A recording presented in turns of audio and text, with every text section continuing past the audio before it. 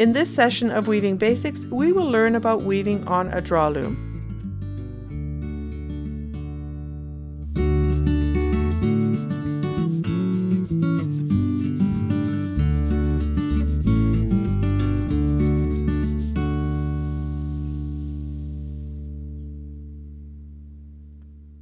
This drawloom that we have here is what's called a combination drawloom, in that it has both draw shafts and single unit draws. This allows me to draw a whole shaft up, as you can see, or to simply pull a single heddle up. Currently I'm working on a single unit draw pattern, which is looking like this.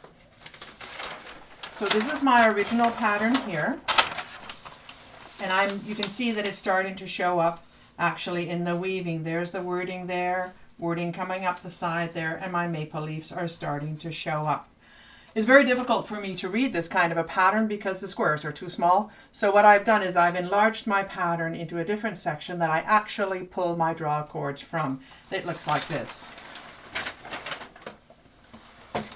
So here is a section of my pattern. You can see that I have numbered up the sides, the number of rows that I have, and they go across. Also, the pattern has been divided into brown and white sections, which match the brown and white draw cords that are actually on the loom. On my particular loom, I've always chosen to have 5 and 5 because I can very easily see 5 and 5. Many people will choose to have 4 or 8 or 10 of each color. So the 5 that are here in the brown, that have been colored in on the brown pattern part here, are equivalent to the 5 draw cords that are here.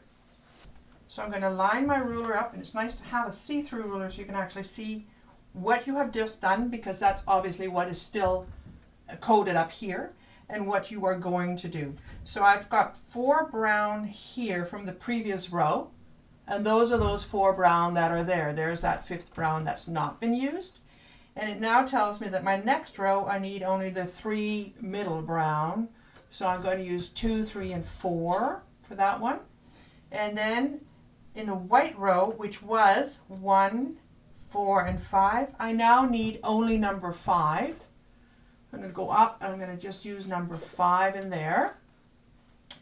The next row was all brown, but now I only need the first 3.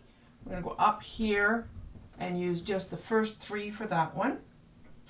And then the next row was all white, but I need just the last 2. So up here, and I'm going to pull just the last 2. The next row was all brown, which was this one here, all white, and so on all the way across the pattern. I have now finished pulling for this row of weaving. I put my pattern away, and I'm ready to weave. I am using a 6-end satin, which is an irregular satin, so I can weave 6 rows using these pulls. There's my first row. My second row.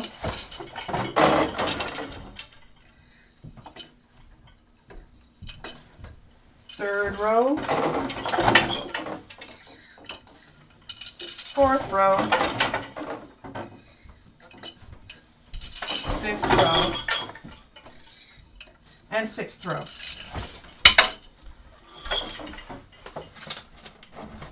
Having completed that row, I make sure I mark it off so that I know where I am. And then we start the process again. Drawloom weaving is absolutely not fast, but it's very interesting because it allows you to weave absolutely anything that you can design on graph paper, which includes words, pictures, letters, and it's a positive, negative action of the warp-faced or weft-faced satin.